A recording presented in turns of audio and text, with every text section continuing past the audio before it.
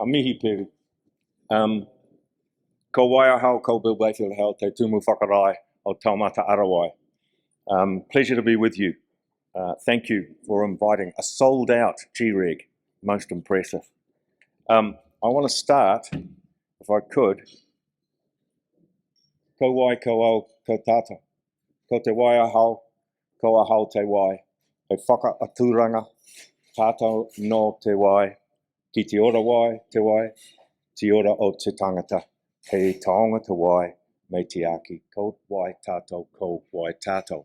I do that and I stumble and I never stop doing it, all right? Because that's the only way to learn. And one of the things that Taumata Arowai has been about is the first Crown entity, the first regulator, with the principles of Te Mano Te Wai built into its legislation. And therefore, all of us are on a steep learning curve, but most of the time, a fun one. One of the whakatauki that drives us, and this is what we constantly refer back to ourselves when we're thinking about this, is being the voice of welcome. Being the voice of welcome for us, Karanga Naopi, works both ways. It's not only welcoming people who need to work with us, but it's also, I guess, being willing to share everything and learn from others, to listen and learn. And so it's with great pleasure I get the chance to talk to you. And therefore, I'm going to give you what I would describe as much as my minister or chair would be comfortable with, a warts and all version of what it's like to start up a new Crown entity. We're going to touch on the learnings from the past. We're going to talk about establishing Taumata Arowai. We're going to talk about incorporating a Te Ao Māori perspective to the best of our ability. Then we're going to talk about the key challenges ahead. And then I hope there'll be time for some questions.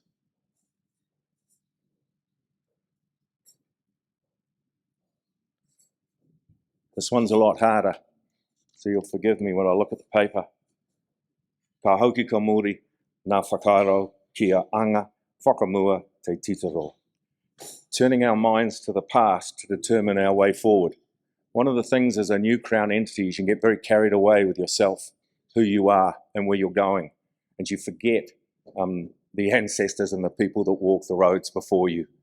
And so this has been incredibly important for us to recognise that drinking water treatment and wastewater management and stormwater management have been around for a long time. We're just the latest iteration. What gave rise to the desire to form or set up Taumata Arowai? Well, clearly it actually was the burning platform that was the contamination of water supplies in Havelock North in 2016. And it's interesting to note that those two bores that were contaminated met the secure bore standards. It's interesting to note that the supplies met the requirements of the drinking water standards at the time, and yet they still poisoned 8,000 people with Campylobacter, and they caused 4 to die. And I guess the other thing about that for me is to recognise, if you go to Havelock North and you engage in the conversation with the community there, you discover the hangover of Campylobacter is still with many people in that community, and many people will tell you that they have in the last years lost a mother, a father, or someone as a result of illness they believe stemming from that poisoning. It's not as simple as to just write that. It hangs around, it stays around for a long time. Inquiries that showed us, the inquiry that was set up to look into it, showed that the standards were only part of the story, and therefore we were set up, I guess, very differently right from the outset. And what they wanted was suppliers that were capable of managing the uncertainties that they faced, not just ticking boxes in terms of meeting standards. These are the 6 principles that emerged from the inquiry, and 6 principles of safe drinking water. I won't go into those in detail. I'm sure that in whatever field you are in, there are 6 similar principles. But it was great to have these enunciated, and I guess the key one is 6 for me, is applying a preventative risk management approach. So the new regime, if I look to summarise it, Taumata Arowai is in the business of making sure that everybody is doing a decent risk management approach.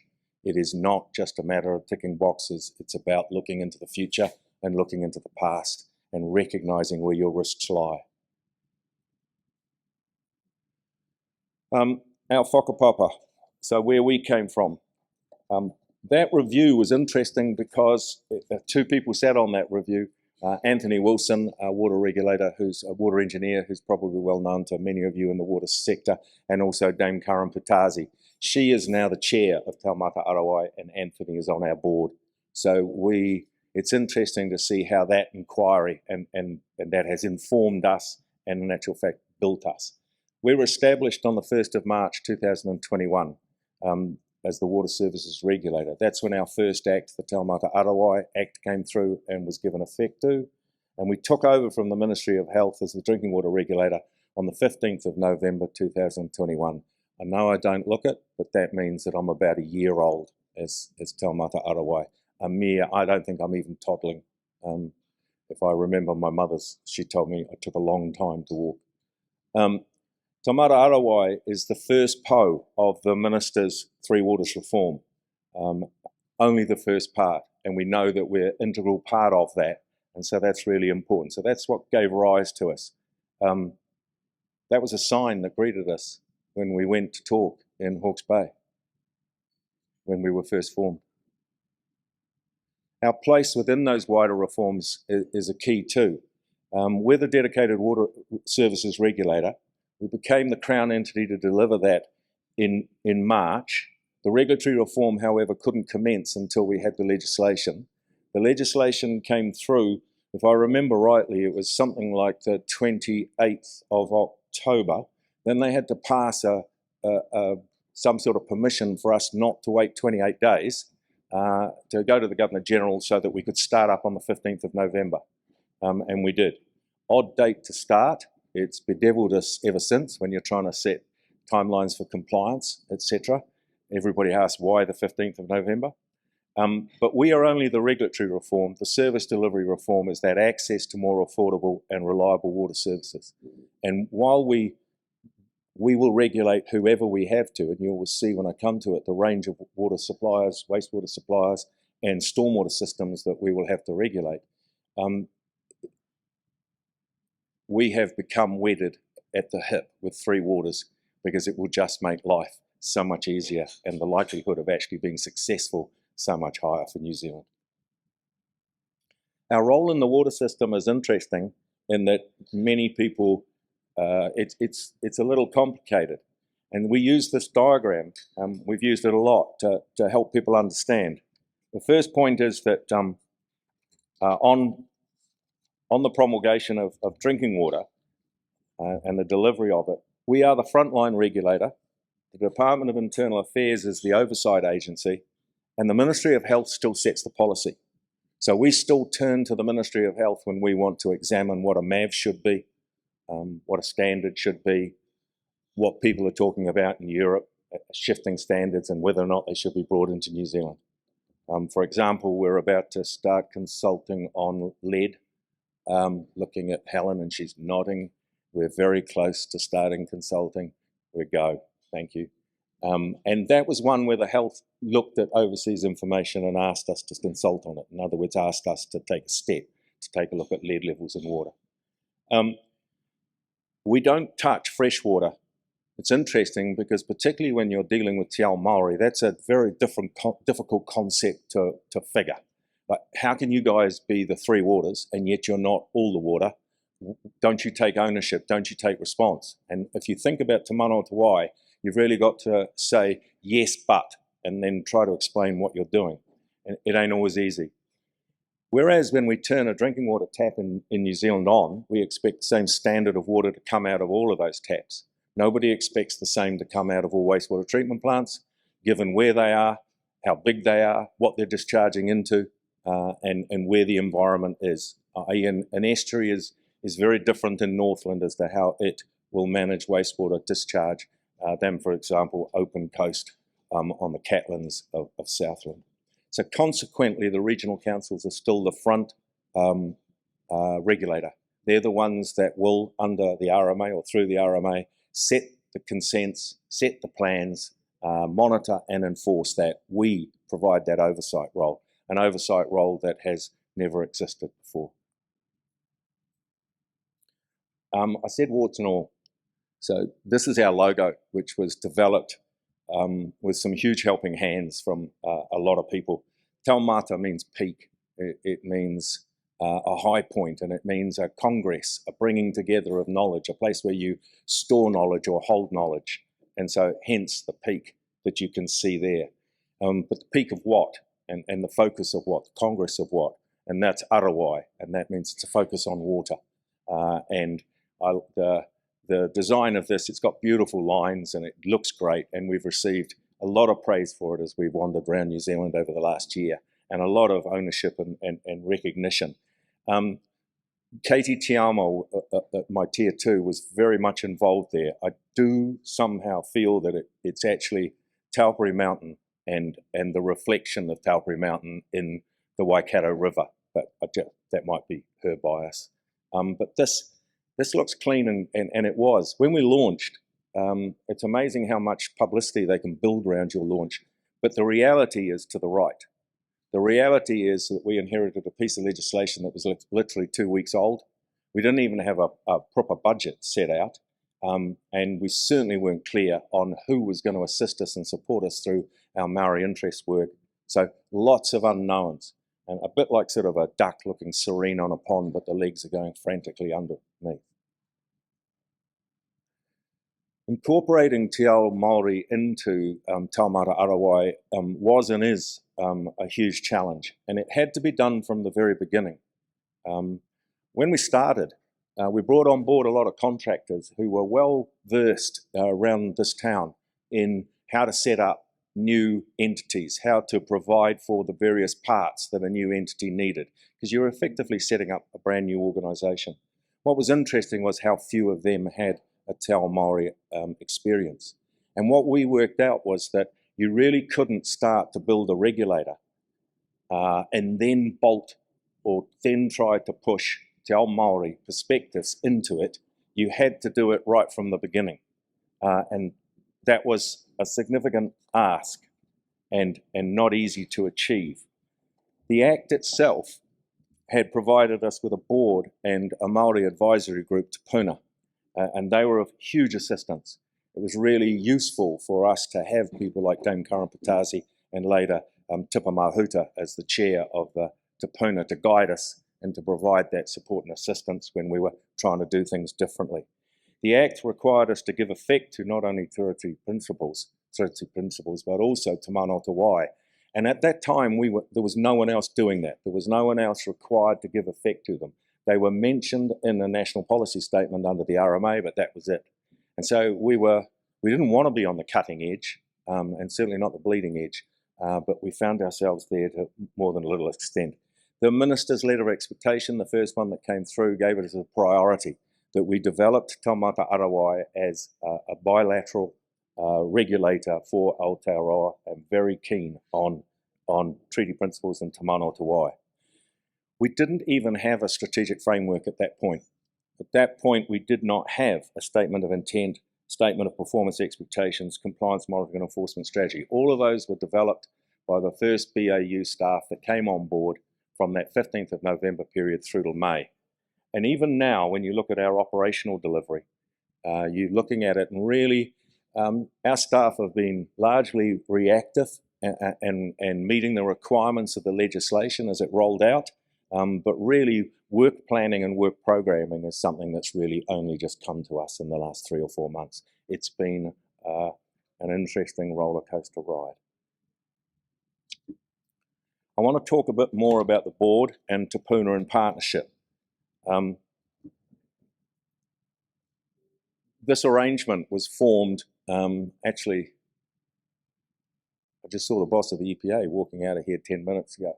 So it was out of his restructure and how he was changed, how the EPA was changed, that we were changed. So we were basically given effect to in a coalition agreement where one of the parties didn't want to go near co-governance. So the nearest to co-governance was to set up a board where all members of the board had to have competence in Te Ao Māori and treaty principles. And basically also they were provided with a Māori advisory group, and the Māori advisory group, Te Puna, provided advice to the organisation on how, and to the organisation and to the board, on how we gave effect to treaty principles, how we gave effect to Te Mano Te Wai, and how we carried out our engagement with iwi Māori.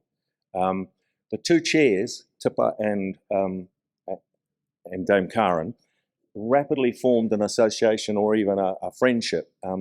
If you ever want to get them together, you just talk about some good place to go and eat ginger crunch. And the minute you mention the words ginger crunch, you can get to them together for a talk and a cup of tea. They're brilliant. And what they did was decide actually to take this a step further. And so what they did was say that they wanted to go closer to co-governance than our legislation indicated. And so we prepared and drew up an MOU. And that has resulted in basically every second meeting of Taumata Arowai is a combined one with Board and Te Puna present, and they make all the major decisions together for Taumata Arowai. And that leadership and co-governance is what, surprisingly to us as a brand new organisation, allowed us to win the Spirit of Service Award for leadership and co-governance. And so that was pretty good. A pretty good kind of what you call it, ratification of the way you were operating. I want to go now to the importance of Te Mano Te Wai. The hierarchy of obligations, for those of you who might not know, and I'm still surprised when I travel New Zealand as to just how many people ask me what does it actually mean. You start with this, and the first and foremost is that you prioritise the health and well-being of water first. Secondly is that you deal with the needs of people. And the third is people's ability or the priority of the community to be able to do other things for social, economic and cultural well-being. It's really interesting to bring those into a drinking water situation. For instance, to think about the number of parties that in the last year that this has existed have actually taken a look at their loss rates. You know, how can you take all that water out of a river, basically, and treat it and then lose 20% of it on the way of delivering to people? Is that respect for the principles of Te Mano Te Wai? And it's interesting how some players who previously thought they were only losing 9%, their recent figures show them they're over 20. The journey for us to integrate Te Mano Te Wai to what we do, and remember it's not just us, everybody who makes a decision under our acts makes it with Te Mano Te Wai in mind. So it's never been a destination. We're never going to be reaching the point whereby we know exactly how we're delivering or how other people should be delivering Te Mano Te Wai. It's going to take a long while to emerge, and 1 year simply hasn't been enough. We started with a huge amount of guidance. Ka Hui Wai Māori engaged with us very early on. They were the ones who'd written down the principles of Te Mano Te Wai and offered them up to the government. And as a group, they were very, very helpful to us. We also gathered a group of kaumātua and some very helpful and friendly people. The primary one who stuck with us all through the year is Shane Taroki out of Maniapoto, and he's the one who has gifted us our whakatauki. He still stays with us, but that was just the start, and to help us understand it and bed it in. We formed a Te Rupu Arahi team within the organisation. That's a team that not only helps guide us within the organisation to doing it right, but also leads our engagement with iwi Māori, and particularly with marae and kāinga, as our rules require.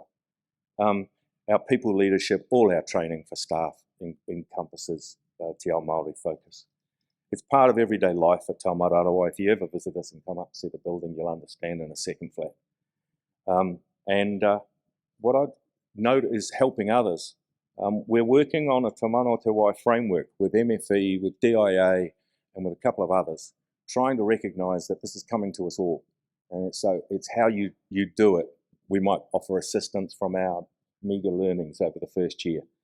And in particular, we're developing internally a Te Rauataki Ao Māori, which is our own Māori strategy, looking forward, learning off the first year and trying to aspire for where we might get to. It's interesting too that we're about to be joined as a regulator for Three Waters by the Commerce Commission. I think I've probably just spoken out of turn, but it's the worst kept secret in Wellington. And it's interesting that we're working with them at the moment to look at how that organisation that's been established for an awful lot longer will deal with treaty principles and Te Mano Te Wai when they have to be the economic regulator for the Three Waters reform. We're also dealing with ACC and a couple of other organisations who have come to ask us questions, the first answer to which is we don't know at all. I thought I'd put this up just to note kind of some, I guess, more pure regulatory thoughts. All the inputs after the first year are roughly in place. Even the maturity assessments, we've just completed the first maturity assessment with Hastings, and I understand the team's going up to Watercare in Auckland in a matter of days. The outputs are just about to start emerging. We'll do our first drinking water report in April or May next year, and it'll be based on our data rather than Ministry of Health's data. We're starting really to work on the system transparency, one that I particularly like, so that anybody can see their supplier or get access to their supplier's water. I've been fascinated at the number of people that I've encountered around New Zealand who want to ask a question about their water supply, but their water supplier won't tell them. That's all about to change. Supplying safe drinking water is a human right under the UN now. And that's very much, I think, what drives the concept of a duty of care. And when you put that across the whole business, the whole sector, you drive change. I wanted to touch on the key challenges that are ahead. For those of you who don't know, I've resigned and I'm gone at the end of January. So I'm going to enjoy this because these probably won't be mine. And they're big.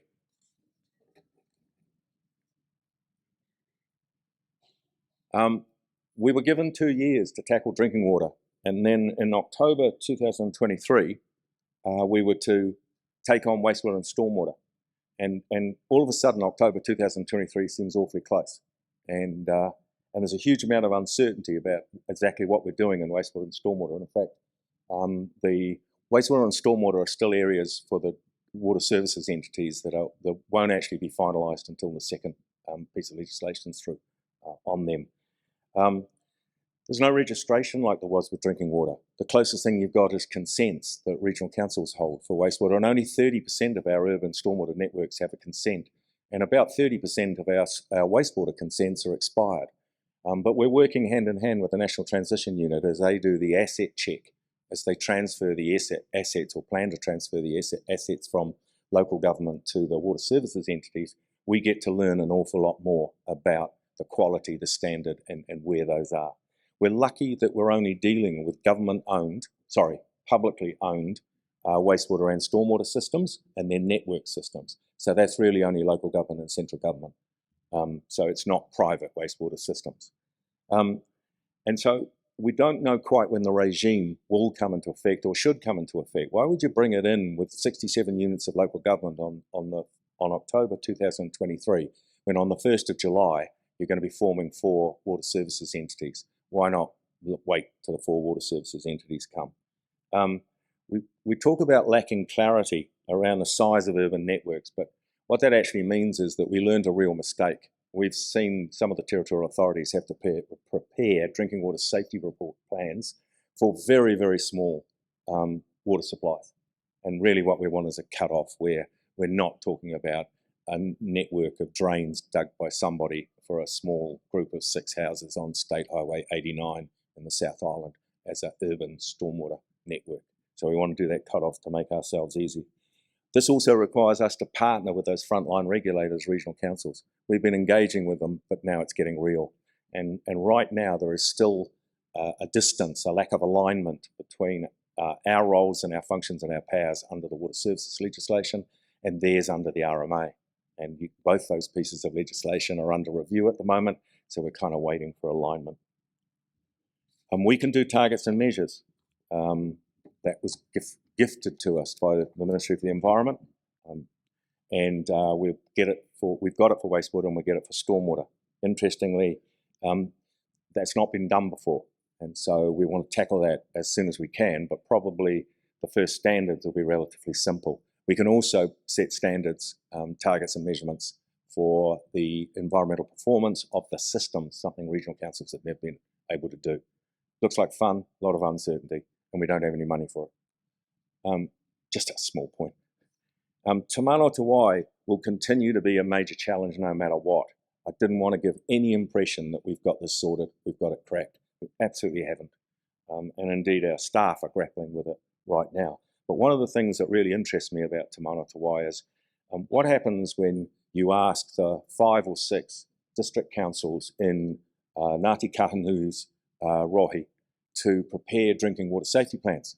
And they have to, in each one of those plans, address Taumata Arowai and how they're fledgling, but beginning to work on that. And indeed, many of them are doing a good job. But what that means is that someone picks up the phone on behalf of those 5 or 6 district councils and on behalf of about 70 drinking water suppliers, phones Ngāti Kahunu and says, what's your Taumata Arowai statement? And the pressure we're putting on poorly resourced or challenging resourced mana whenua, iwi and hapu is huge. So I think we have to try to work to provide a framework within we do that. And I note that when the second bill for the water services entities is introduced shortly, that you'll see some bits in there where they have to look to support and resource mana whenua in the development of Te Manawatawai statements. That'll be a big plus. Otherwise, we'll just be charging ahead and still grappling with the same problems. When they did the business case for us extending the registration of drinking water suppliers into those unregistered sectors, they identified that they thought there were 5,000 of them around New Zealand, unregistered small suppliers. Unfortunately, just before we started and took the job on, someone did a much better piece of analysis and identified that there were probably somewhere between 50,000 and 100,000, best estimate 75,000. That now represents a huge issue if you've got to bring those people into a regulatory regime. And so and the Three Waters has in particular generated a real fear of enforcement and a fear of compliance and the cost of compliance. So basically, while we're focusing on major drinking water supplies, the registered ones, while we're focusing on what's coming with wastewater and stormwater, we're also having to work very hard with this group and give them an assurance of how we're going to approach it. This is a big challenge. We have to start registering them in 2025 and we have to finish in 2028. I reckon people will still be discovering odd water supplies in the back of glens and valleys and gullies. They'll be like Shrek coming wandering down out of the hills after 10 years. But nevertheless, it is really interesting when you go and visit some of these people that the quality of their water is not good and they are actually supplying surprising numbers of people. The Three Waters reform will also impact us. You can imagine that our legislation was written for us to deal with 67 units of local government, and that's how we originally set it up. Now all of a sudden we're staring down the barrel of 4 major water services entities. Those are proposed, and at the moment we're working very closely with the National Transition Unit as they start to work to step them up.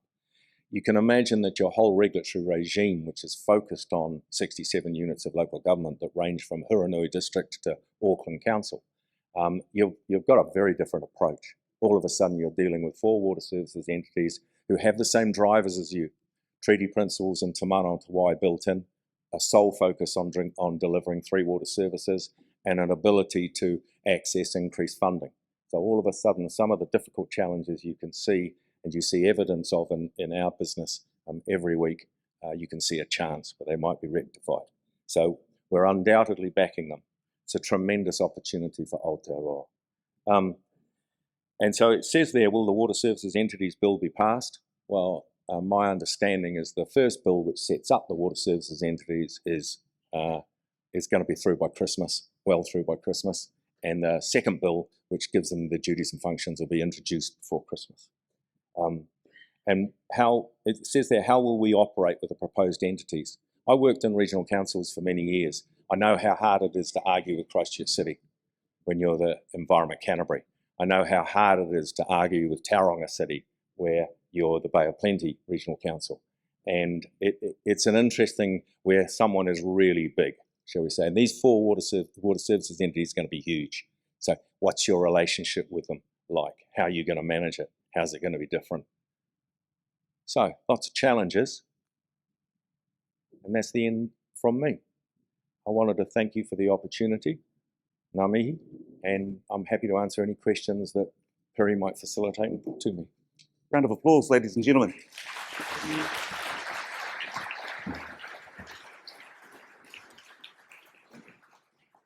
So we've got the mic out there if there are anyone in the room that wants to ask a question. Bill, I just want to thank you for your presentation. And e kia mako ngā kupu I roti I tō whakāturanga e pāna ki te mana o te wai. E kite ana au I te mana o ngā wai e rua, ke hiki ake I te wairua o te motu whānui I tēnei kamihi atu kia koe.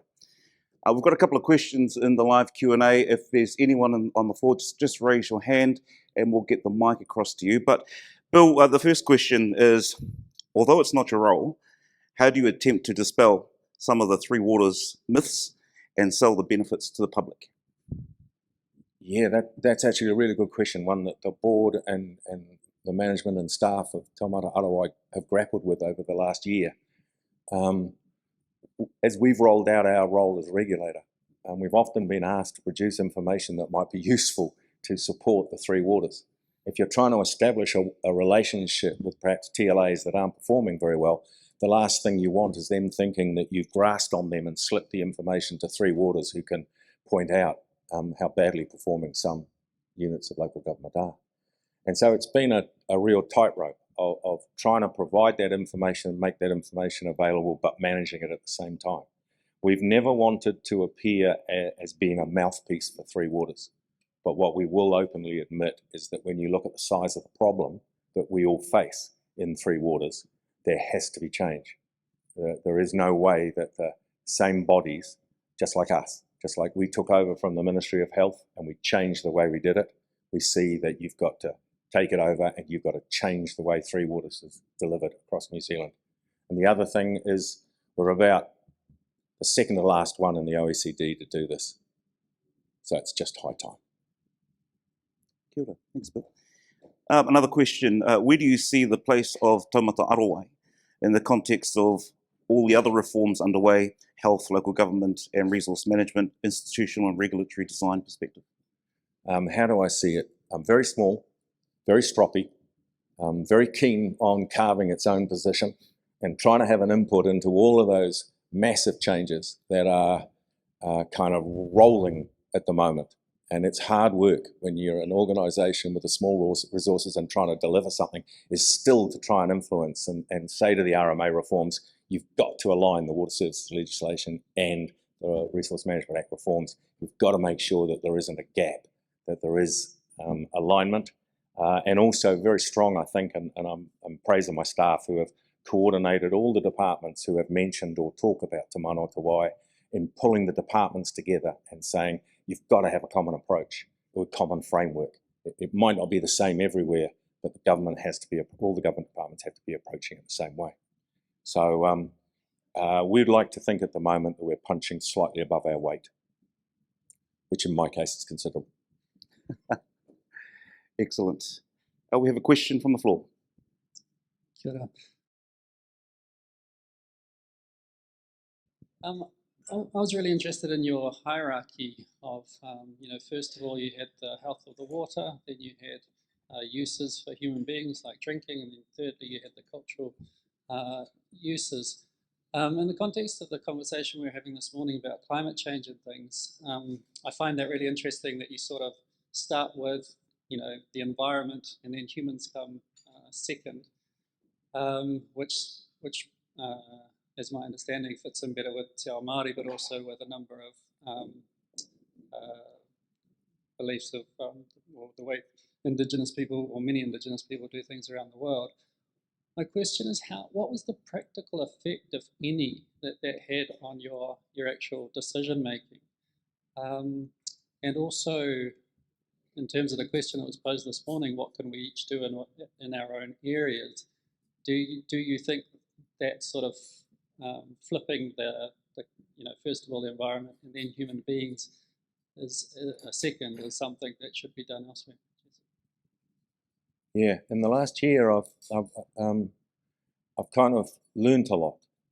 I can't tell you the number of places in New Zealand where tapu taonga water supply was sometime between 1890 and about 1940 grabbed by well-dressed engineers from the local district council and called the water supply for X without cognizance of who they were taking that from or their interests, etc.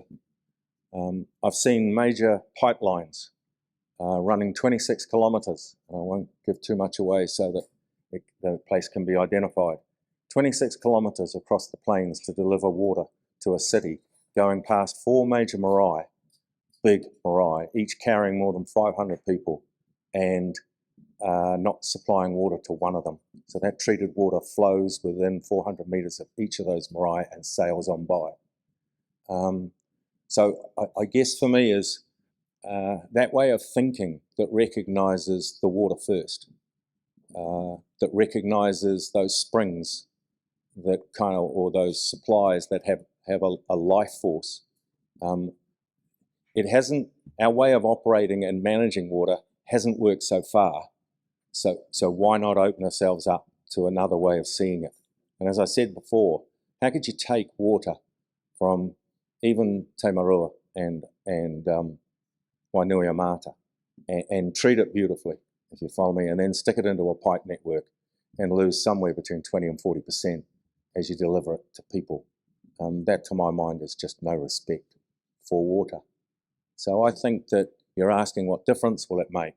I think there's a hell of a lot of drinking water suppliers in New Zealand, and even more in a couple of years, wastewater treaters will be asking questions in accordance with that framework that mean that there'll be some really interesting discussions occurring around New Zealand. And so I look forward to those, because I actually think that recognising that the water has intrinsic value is kind of one of the environmental tenets that the RMA tried to bring in, but failed. Kia ora.